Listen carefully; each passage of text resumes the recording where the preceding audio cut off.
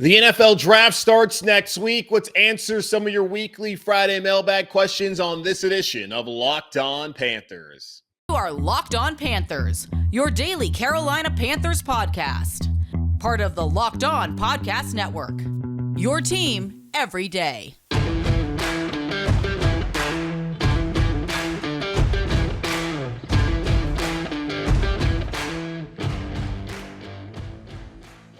Welcome into another edition of the Locked On Panthers podcast, a part of the Locked On Podcast Network. I'm your host, as always, Julian Council, talking Carolina Panthers with you every Monday through Friday, your team every day. That's what we do here on the Locked On Podcast Network. Make sure to watch the show and subscribe to the show on YouTube. We are over 1,000 subscribers. Let's continue to get that subscribership, I guess, is that what we call it, up on YouTube. Let's get to 2,000 at some point and 3,000 by the beginning of the 2022 season here for the Carolina Panthers. If you don't watch on YouTube, that's okay. You can also rate, review, and subscribe to the show on Apple Podcasts. You can check us out also on Spotify, Google Podcasts, Stitcher, Odyssey, and all of the podcasting platforms out there where you can find this show and all the shows across the Locked On Podcast Network.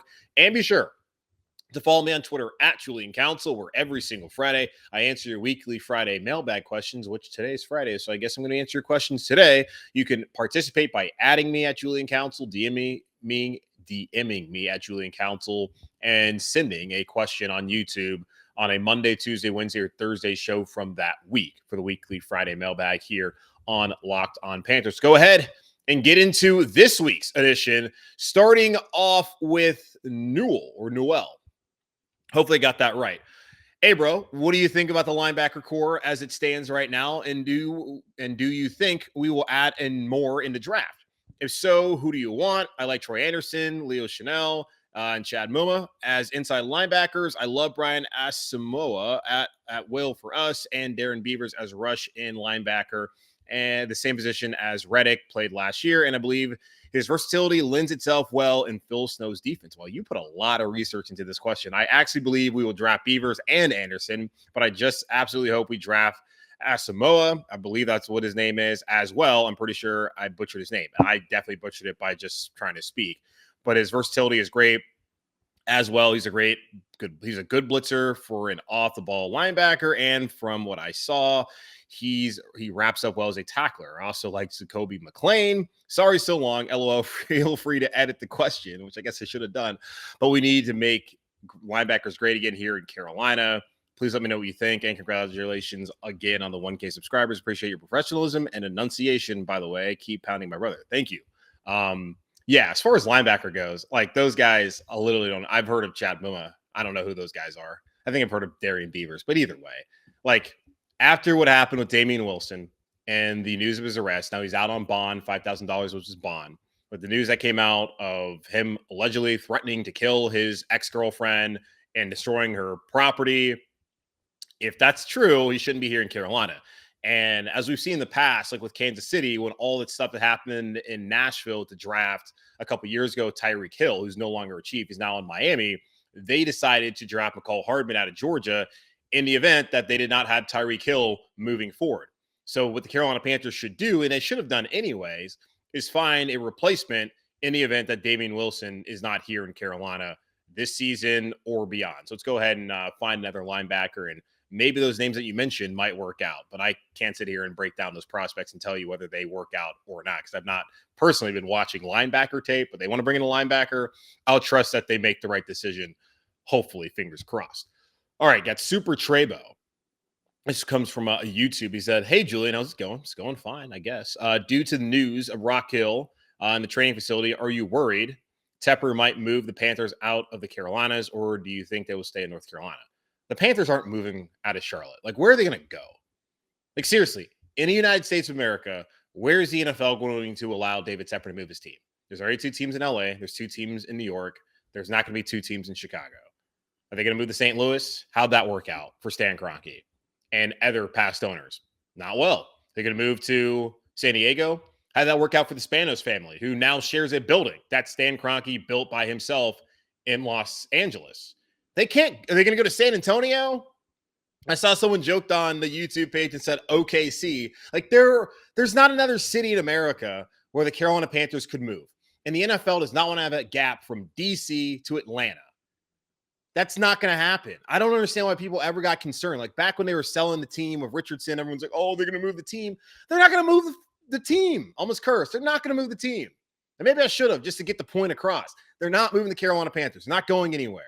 Also, the city council, when they were giving money for upgrades to the stadium for the Charlotte FC MLS team, they basically told Tepper too, like, we're giving this money and you're tethered to the city so that the football team doesn't leave. They don't need to do that. The football team's not going anywhere.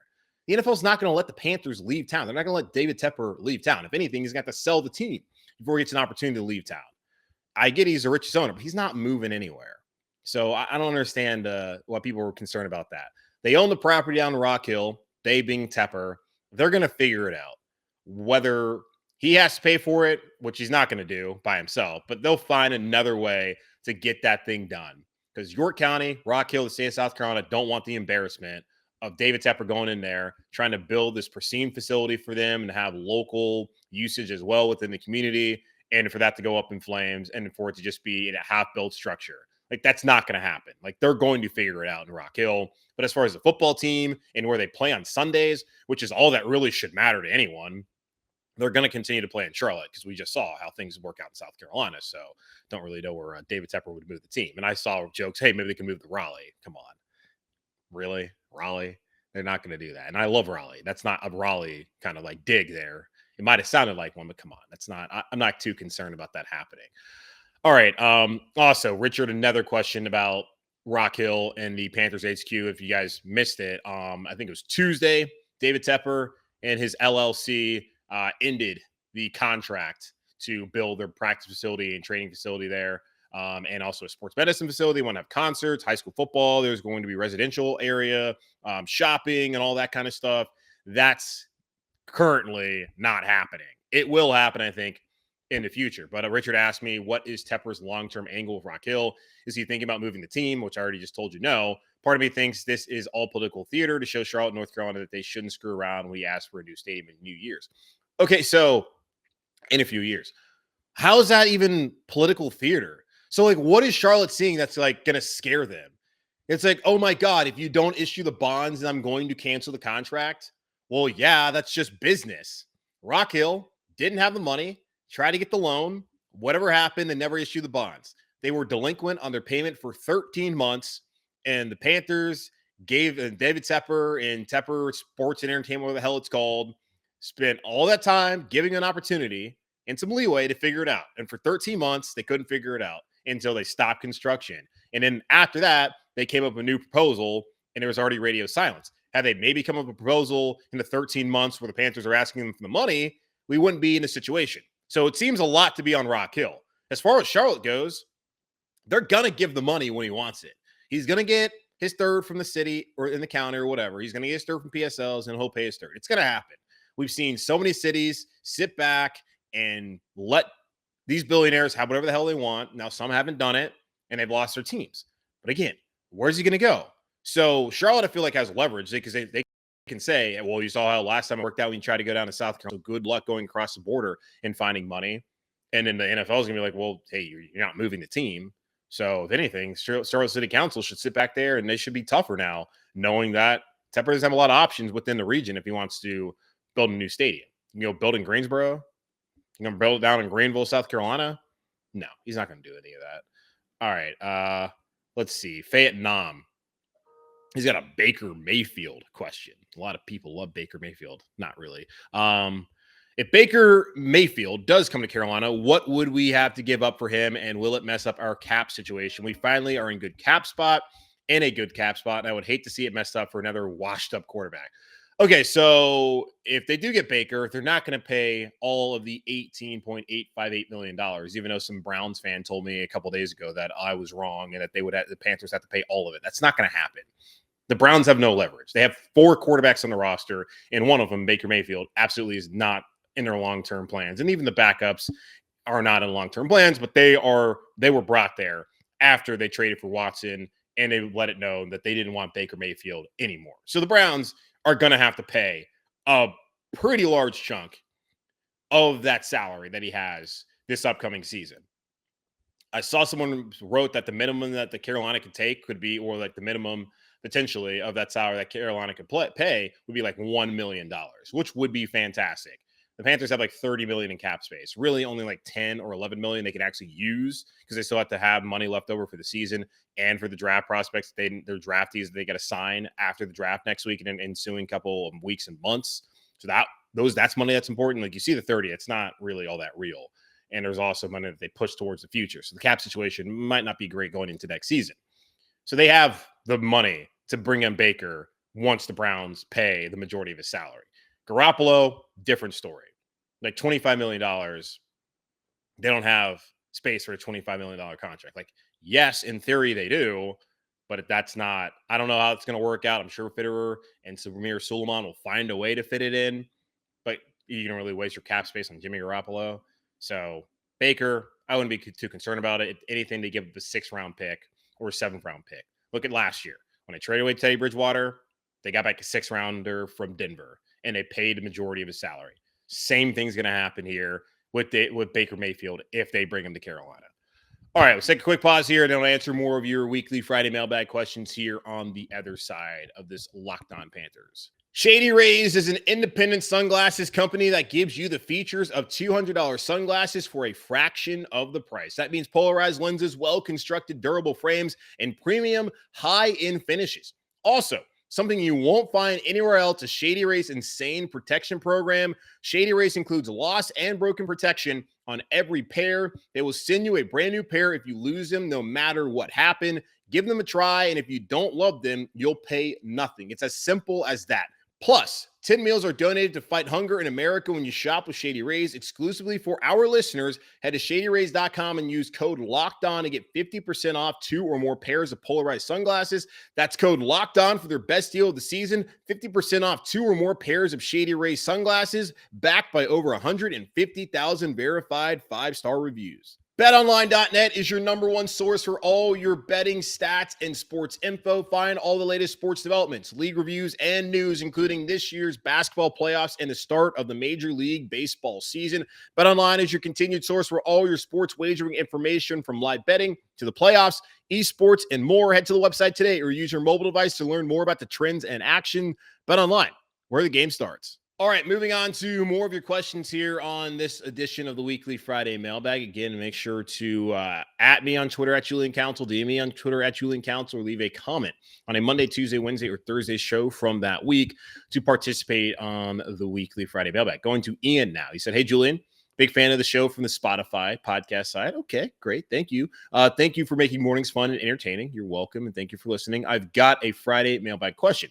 I listened to the Locked On NFL mock draft and heard your choice for Willis over Ekwonu for the Panthers. Wanted to know your train of thought for that pick. In my opinion, I would be fine with either choice. And since you did pick Willis, what is the likelihood of either Jimmy G or Baker being traded to the Panthers to mentor Willis?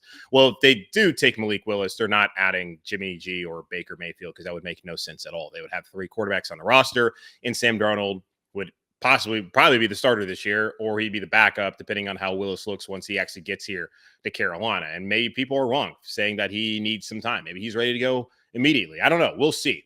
Okay, so the reason I picked Malik Willis, I'm going to be honest with you. I was at the Masters a couple weeks ago. See that? I was at the Masters, and you can't have your phone at Augusta. So my phone was off all day. I get back to the car. I have a text message from Ross, who is our channel coordinator, also host of Locked On Saints, saying, "Hey, we need your pick for the mock draft." I didn't put any thought into it. He showed me who was available. I didn't even really think about whether Ekwonu was available or not. I just took Malik Willis because I think that's what they're going to do. I think they're going to take a quarterback. And if they're going to take a quarterback, I figure it would be Malik Willis. So that's my train of thought. I was at the Masters all day. I didn't think about it for even a second. And I just said Malik Willis. So I'm sorry to disappoint you, but I literally hey, we need that in 2 sentences. And I was like, all right, here, Willis. And then here's 2 sentences. I did not really think about it at all. I guess I probably shouldn't have revealed that, but I'm just going to keep it 100 and be honest with you. I did not think about it at all. So I would take Ekwonu or any tackle over Willis or any quarterback. Not any tackle, but I would take a tackle over quarterback there at 6. So in this instance, had I been paying attention, Probably still would take Willis because I was going to do what I think the Panthers are going to do. But if I'm the Panthers, I'm taking Ekwonu over Willis. All right, so let's move on. Sorry about that, Ian, but there's the honest truth. Quebec, I guess, representing the entire province in Canada, with Shy gone, we going after Deebo. Also, still on that Cam train. Okay, cool. And then Percy also had a question as it pertained to Deebo Samuel. The inverse of it, saying, is there a reason he said, is there a reason for Carolina fans to think that a move for Deebo is possible considering the need at left tackle and quarterback? Great question, Percy. Adam Schefter of ESPN came out on Wednesday after the news was broken by, I want to say, Jeff Darlington of ESPN.com, an NFL insider, saying that Deebo Samuel had requested a trade from San Francisco. Now, the Niners aren't going to do it unless someone blows him away, because why would you trade away Deebo Samuel? And him sitting out is not going to help himself. And it's interesting, the whole Deebo situation. He's going to be the first player in the history of football to say, I don't want the ball as much as you're giving me the ball. And I get it. It's not necessarily the amount of touches. It's where the touches are occurring and how they're occurring. He's good. He's been beaten up. He doesn't want to be a pseudo running back and a wide receiver. It's interesting because, like we talk about here in Carolina, let's use Christian McCaffrey in the slot. The way Panther fans want to use Christian McCaffrey sounds like the way that Kyle Shanahan uses Deebo Samuel. Whereas McCaffrey doesn't have a problem touching the football, Deebo does. And as far as longevity goes and getting another contract after the next one he's going to sign, I understand it, but it's also just like, wow, I never thought I'd see the day where a wide receiver especially would say, I don't want the ball as much as you're giving it to me. Kind of wild, but that's where we're at apparently. As far as him coming to Carolina, Schefter reported that he would like to be closer to home. Well, if you want to be closer to home, I think he's from the area. Where's Deebo Samuel from? He went to the University of South Carolina, so that's going to be the immediate tie right there. I assume he's from, let's see, Google machine tells me he's from Inman, South Carolina. So the closest team to Inman is going to be obviously the Carolina Panthers. They don't even know where Inman is located. Okay, so it's in the he's from it's in Spartanburg, so he's from the upstate of South Carolina. All right, well, Panthers and Falcons, those are the two teams. I guess that would make the most sense for Deebo Samuel. I don't see it happening. It's going to be, they got to trade for him, so you got to give him a ton of assets, which the Carolina Panthers don't have, and then they have to fit him into the cap. Well, how much space you have for Deebo Samuel, who's going to want to be paid like one of the top receivers in the NFL when you're already paying DJ Moore $20 million a year? I don't think it's realistic, but it's possible. I don't think the Panthers wouldn't be the top team I would suggest it would happen.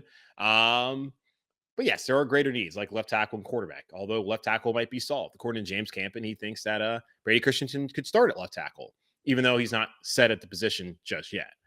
But yeah, you need someone to throw the ball to Deebo. So let's get a wide receiver, but we don't have a quarterback. No.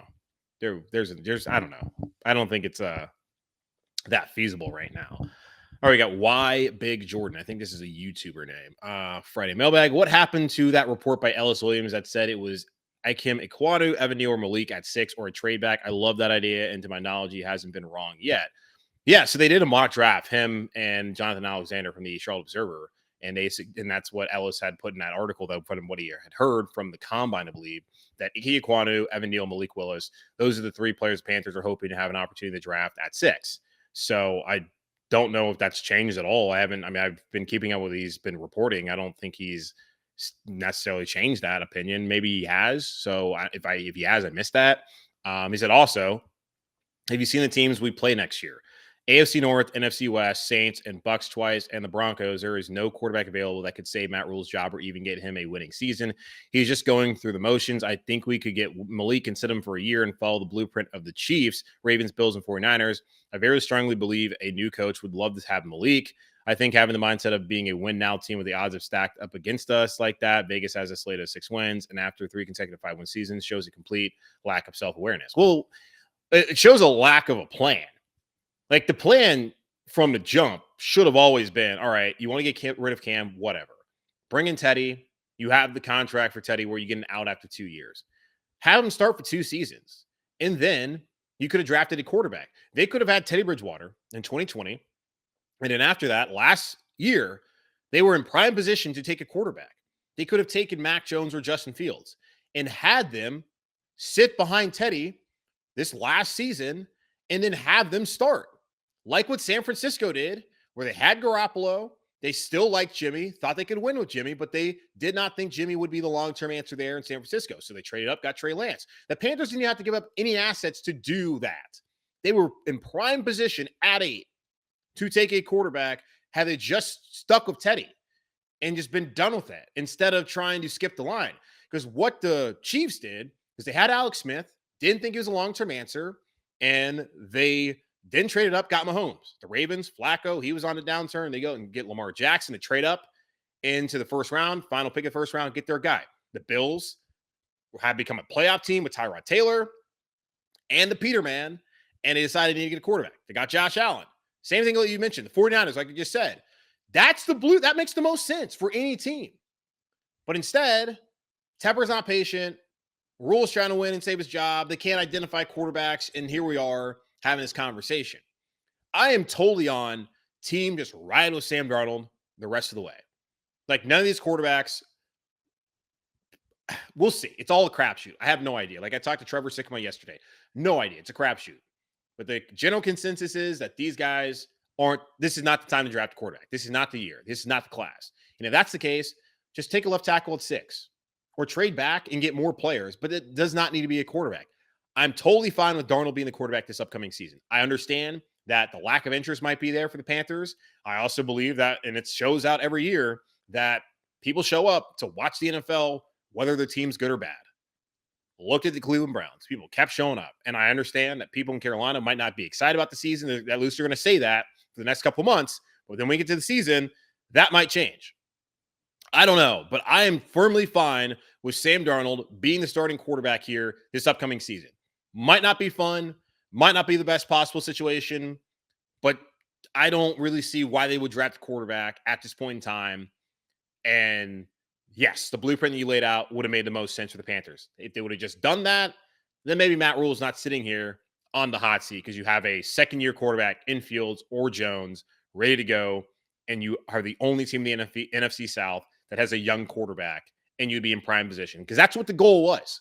When looking at Breeze and looking when Brady came in and Matt Ryan, who's now gone, we all knew that those guys would not be around very long.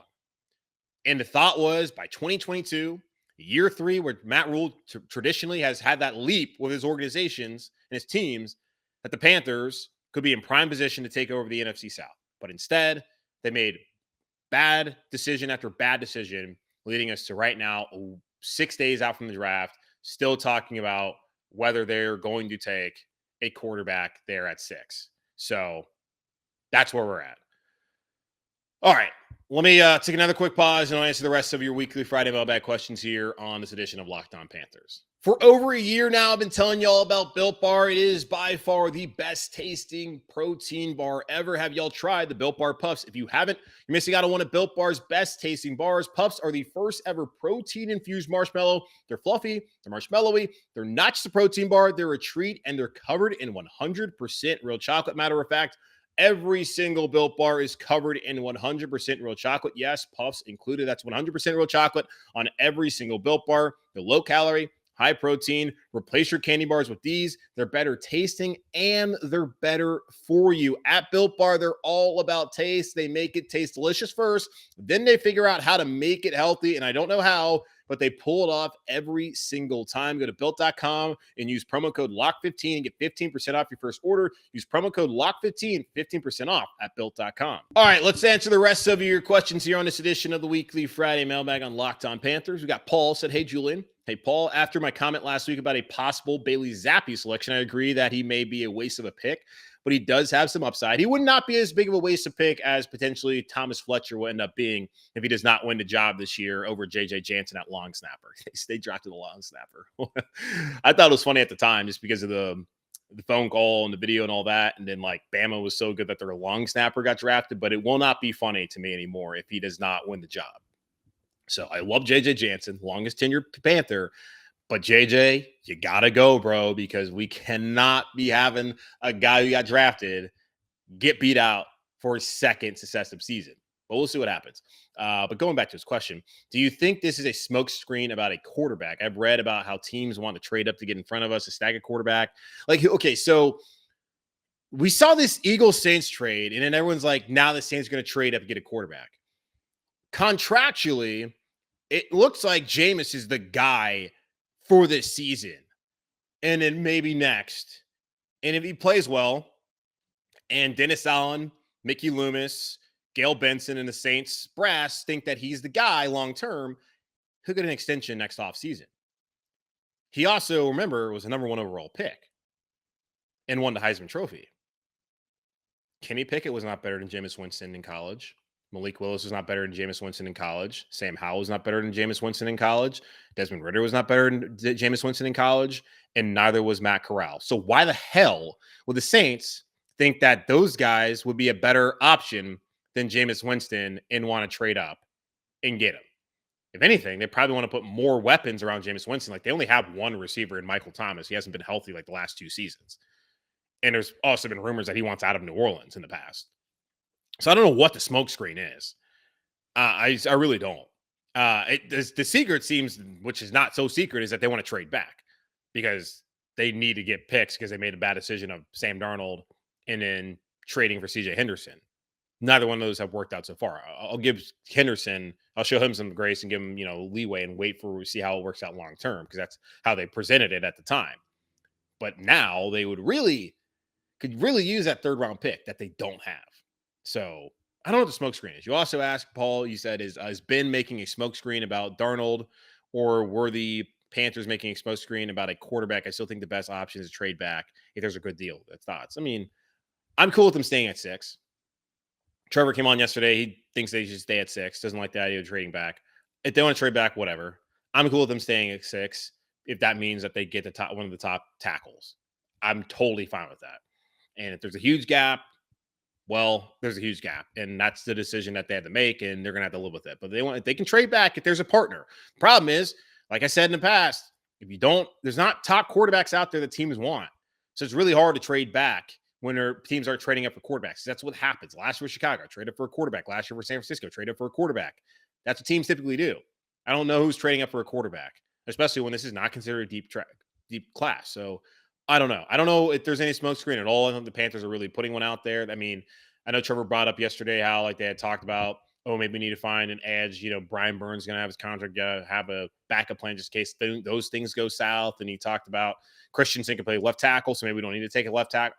I don't know. They try to put him out there. I'm not really buying any of it. I think they should go left tackle and just stick with Darnold, but I would not be shocked if they just take a quarterback. And they, of course, would love to trade back. Either or, left tackle, trade back. I'm fine with either decision. Also, thanks for doing this podcast. Very enjoyable. Thank you for listening, Paul. I enjoy doing it. All right, got Avery. Longtime listener all the way up in New Hampshire. Okay, cool. I'm curious about what you think Carolina could potentially do in the draft besides drafting quarterback or left tackle. Trading down might be the best option, so I'm curious if you think we might be in play for a linebacker or edge rusher. Keep up the great work, brother. Best host of the pod we've had on quite some time. Keep pounding. PS, what's your favorite beer? Okay. Thank you for that, Avery. And thank you for listening all the way up there in New Hampshire. Favorite beer? Just locally here in Charlotte, I've always been a big fan of Jam Session from Noda Brewing Company. So if you guys have heard of Jam Session, love that. Also, a little bit in your area, there's this IPA called Fuzzy Baby Ducks in Connecticut. I don't know if anyone's ever had it. Kind of hard to find. Absolutely love that beer. Best beer I ever had was Pliny the Elder. That comes from Russian River Brewing in Santa Rosa, California. That, and they also have this thing called, they have their pale ales called Blind Pig, like that. And yeah, love those beers. I also like stouts. I like every kind of beer. So I'm not really wheats, I guess. Not a huge wheat guy. But there's your answer to the beer question. Thank you for that, too. I like those personal questions sometimes. What else they could do? Phil Snow, when he spoke to the media, talked about they could use someone at every level defensively. I do think they'll draft a linebacker, especially with the Wilson news now. And I think they should have done that anyways, because Wilson and Littleton's contracts, they could be, Littleton's 1 year and Wilson could have been 1 year anyway. So they need to find someone long-term at linebacker. I'm totally cool with that. I don't know if they need to get him on safety, so I wouldn't say that. I think defensive end, they'll try and find someone who could play that spot. They can maybe find another edge rusher in the draft. I think that's where they would go. I wouldn't rule out getting a guard. I wouldn't rule that out. I know I know they drafted Brown and Christensen last year. We'll see where Christensen fits in, especially if they don't end up taking a tackle. They're gonna have to. So I wouldn't rule it out. Maybe a center. Like there's no reason to rule any of that kind of stuff out. Getting as much depth as possible and guys you can develop behind some of the starters, I think it would be a good idea for the Carolina Panthers long term. So thank you for that, Avery. Shannon, Friday mailbag question. Hey, Julian, this is Dan, her husband, actually. Okay, cool. So I guess I think you use your wife's YouTube. And okay, I love it. Okay, so Dan's actually asking this question using his wife's account, which is fine. If I was in charge of the Panthers, here's what I'd do. I'd go ahead and let Matt know that unless Panthers completely suck next season, he's got another 2 seasons to make the playoffs for three reasons. Wow. Okay, Dan. Oh my God. So Dan's saying unless the Panthers completely suck next season, which is certainly in a realm of possibilities, considering they sucked the last 2, he would tell Matt Rhule he's got another 2 seasons to make the playoffs for 3 reasons. 1, to give all these new coaches a chance to gel with each other and the players, which is not a bad reason at all. 2, to take the pressure off of Matt so that he can focus on acquisitions that lead to long-term success instead of rolling the dice on a rookie quarterback behind a still lacking O-line. Okay, not a bad reason either. And 3, to put us in position by no longer carrying Darnold's price tag nor needing to fix the O-line anymore to grab the best quarterback we can either through free agency or the draft. Then if Rhule still can't make the playoffs, his 4th year, he's gone. Thoughts? Okay, so gave you my thoughts in the middle of that. Allowing the players to come in here, especially to learn this new offense, same defense, but learn this new offense and then grow this defense is not a bad reason at all. Continuity is always key. And especially like when you look at, I think, who was it? It was Flores down in Miami. One of the issues that they have with Flores was just he could not keep staff there. And that hurts. I think it's a bigger problem in college football, unless you're Alabama. But continuity, I think, is always key to having success long term. Now, as far as to take the pressure off a Rhule, I mean, he's said, I don't know what win now mode means. Okay, whatever, dude. He does know that. He knows he needs to win.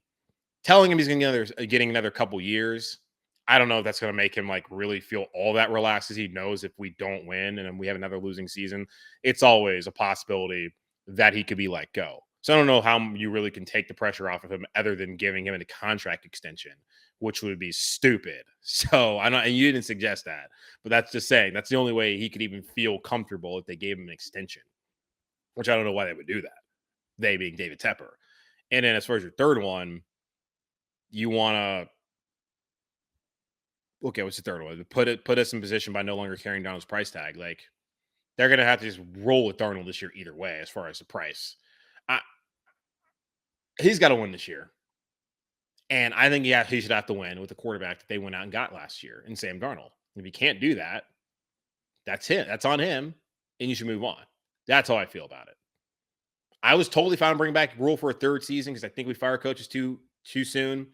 But in the NFL, free agency and the draft and the way that they go about it and the equal playing field, if you can't win by year 3, I just don't know. Unless you get to 8 and unless you're like 8 and 9 and you show progress, like I think they showed progress in certain areas last year. I just don't know what he could really prove other than making the playoffs that he deserves to be here for a 4th season. So I don't think telling him, and your plan, not crazy, Dan. I don't like the second part of telling him like, hey, you're good. Like everything else, I agree. Continuity, the quarterback situation, totally fine with that. But no, I can't really get behind it 100%. All right, Michael. This comes from YouTube. He says, thoughts on Gardner Minshew, interact with a fan. Guys, I do interact with you. I tell you on the show on Fridays. I'm not going to spend a lot of my free time on Twitter answering every single tweet someone sends to me because it's just like unhealthy to go back and forth with people on Twitter, especially when we don't know each other. Now, we have a relationship through the podcast, but I don't know a lot of you personally. And I would love to meet you in person one day if you come to Charlotte or I'm in your area and we talk Panthers. I'd be totally down to do that if we're in person together. I'm just not going to spend a lot of my free time when I got a job and I come home and got to do the podcast and I got other things I have in a life. I'm not going to spend all my time answering all your questions. I do appreciate you sending them in, and I want you to send them in so I can answer them here on Friday because that's the best way to interact with me. But like, dude, like you see a lot of the things that people say on Twitter and on YouTube. Like, I don't always get the greatest of feedback, so I don't really want to waste a lot of my time around negativity. But I'm interacting with you now, Michael, and my thoughts on Gardner Minshew. If you've been listening, I'm not interested at all, and I've never understood the obsession over let's bring in Gardner Minshew, who's also not a long-term answer because he was good by the expectations that we set for him in Jacksonville a couple years ago. So no thanks. Mark, and this was a doozy. Not to be pessimistic, but the Panthers led the NFL last season in quarterback ineptitude, offensive line futility, and now lead in offseason player arrest. Is there something optimistic the Panthers can lead the league in sometime soon? Damn, Mark. Mark is fed up, and I get it. Something they can lead the league in. Rushing. Seriously, if McCaffrey's healthy, you got Deontay Foreman, you got Chuba Hubbard, they could lead the league in rushing. They want to be a downhill rushing attack next year. You got Bozeman, who's a big body. You got Corbett back. Who knows how Deontay Brown factors in, Brady Christensen, Taylor Moulton. They can lead the league in rushing next season because they're not going to be able to throw the football, at least the current quarterback they have. So rushing, that could be a positive. So I think that there's and here's the thing. It's not as bad as it seems, guys. If you stop solely focusing on how much you hate Matt Rhule and how David Tepper is just gone AWOL this offseason, and if you ignore all that, which I know it's hard to, but if you kind of look past, I mean, let's put that to the side. You get Jeremy Chin, who Steve Wilkes thinks can be an all-pro, and he's been awesome the past 2 seasons. Only John Beeson and Luke Kuechly have had 100-plus tackles in their first 2 years with the Carolina Panthers. He's done that. Yeah, Brian Burns was a Pro Bowler last year who is probably going to be here long-term. Shaq Thompson's grown into a leader. Dante Jackson's back. J.C. Horn looks like a guy who can be really good for us if he can stay healthy. You have all those positives right there. You still have one of the best playmakers in the NFL in Christian McCaffrey. Yes, he needs to be healthy. Yes, I know people are frustrated by all that. But McCaffrey's healthy. He's a great player. You have DJ Moore back here, extended. They've addressed the offensive line. It's not as bad as it seems. Yeah, they need a quarterback. Everyone in the NFL, I mean, everyone wants a quarterback, and not everyone can have a quarterback. And not even if you get the quarterback, does not mean that guy's going to be good enough. I get it. But if we just get over the obsession of the quarterback and our hatred of Matt Rhule, your hatred, I don't hate the guy, your hatred of Matt Rhule and frustration of David Tepper, which I share with that too.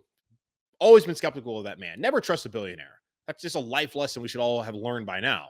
If you get past all that and you look at everything else, there's a lot of positive things to look at with the Carolina Panthers. So it could always be worse. It could always be worse. Never forget that. It could always be worse. They're not going to go 1-16. They're not going to go 0-17. But they're still going to be a team that's going to be competitive, which they were the last 2 years. Now, they fell apart last season. Injuries had to roll with that. The defense getting worn down, the offensive ineptitude that you brought up, and offensive line futility, all those played a role. But they're not that far off. If you look at Atlanta, are they really in good shape at all? No.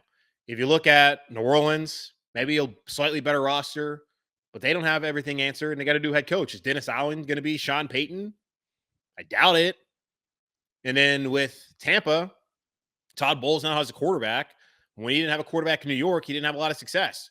Will Tampa find an answer after Tom Brady retires, potentially after this season? Still a good roster there. So I don't really feel like they were that far off, guys. Just got to make the right decisions. And it might mean basically waving the white flag this season with Sam Darnold. But if that's the best thing long-term, then that's the best thing long-term. I want to win. You want to win. I understand. And we've been sitting here waiting a while. And 17 was last time we went to the playoffs. 18 got off to a great start. There's still expectations going to 19. And those seasons just didn't finish the way that we had hoped. 6-2 to start off, 4-2. Kyle Allen's playing well, even with Cam not out. Really, it was the defense of Christian McCaffrey, but still, people giving Kyle Allen credit. And they fell apart in the second half of both those seasons. And then 2020 comes, pandemic's going on, no expectation to win at all. People were mad as hell because Teddy Bridgewater is Teddy Bridgewater. Make a bad decision, bring in Sam Darnold last year. There was high hopes after a 3-0 start. And then things just didn't go the way that you would hope they would go the rest of the year. So there are going to be better days. So you just got to, you can't, if you focus on the negative things, then obviously you're going to be miserable. But if you try to find the positives and look at what's actually happening, you can see that, okay, there actually is a blueprint now being laid out by Scott Fitterer that with the right head coach, if Rhule's not that guy, and the right quarterback, and an owner who shuts up and goes and stays away, then you have an opportunity to actually build that sustained success that Tepper talked about a couple years ago.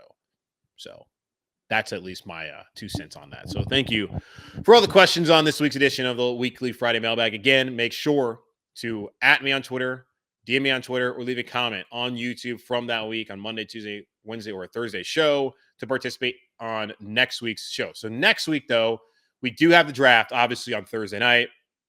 A couple programming notes. We'll start off with Monday. My day job is with NASCAR, Motor Racing Network. Got to go to Talladega this weekend. So I will not be getting back from Dega until I don't know when I'm going to get back. I'll be back Sunday night. Maybe I'll put out an episode right when I get back. Not really sure. Really depends on how I'm feeling and what's happened. But I'm likely you're going to get the episode for Monday sometime Monday morning, midday. And it might be a weird schedule like a couple weeks ago where I was putting all the episodes out that night. And that's what I've been doing, like with YouTube. I've just been premiering them. So likely expect Monday, the show to come out right there on Monday. Tuesday, same thing. It's going to come out on Tuesday night. And then Wednesday will come out Wednesday night. And then on Thursday, we are doing a live show at 7 on YouTube. So on the Locked On Panthers YouTube page, I'll be doing a live 30-minute show leading up to Locked On's NFL draft special. So 7 o'clock on YouTube next Thursday night. Going to be doing a live show that you can get your last questions in. So we have a live chat that will serve as a Weekly Friday Mailbag next week. You can send in your questions there on a chat live next week at 7 o'clock next Thursday night. We'll continue to talk about that. Following the Panthers pick, and we know that they're done on Thursday, I will then also be going live reacting to what happens in the first round of the draft. If they trade back, I will react to all that. And what they do, if they stay at 6 and that's all they have, I will then record, and that will be Friday's show. So Monday, likely going to come out on Monday, like actually on Monday evening, afternoon. Tuesday, probably the same thing with Wednesday. And then Thursday, live show at 7. And then Friday's show will be the live show that will air live on YouTube after the end of the first round or whenever the Carolina Panthers are absolutely done that night picking. So keep all that in mind leading into next week. So that's the programming note here on Locked On Panthers. Should be a great, fun week for everything going on. We'll see finally what the Carolina Panthers are going to do at 6 overall, if they do anything at all as far as taking a pick. So that's going to wrap it up on this edition of Locked On Panthers. Again, watch the show and subscribe to the show on YouTube. It's key that you subscribe if you want to be able to check out all these shows when they come out right there on YouTube, and especially on Thursday when I go live at 7 and then live after the end of the first round. So make sure to subscribe on YouTube. You want to check all that out and be ready to go. And also, if you don't, you can check all of it on the podcast feed. You can check out all the podcasts on Apple Podcasts, Spotify, Google Podcasts, Stitcher, Odyssey, on every podcasting platform. We are out there to check us out. And you can check out all the Locked On Podcast Network podcasts as well. In the meantime, enjoy your weekend. Be safe. Here's your weather update. It's going to be like 80, which is great. So keep pounding, and I'll talk to y'all on Monday as the NFL draft is finally here.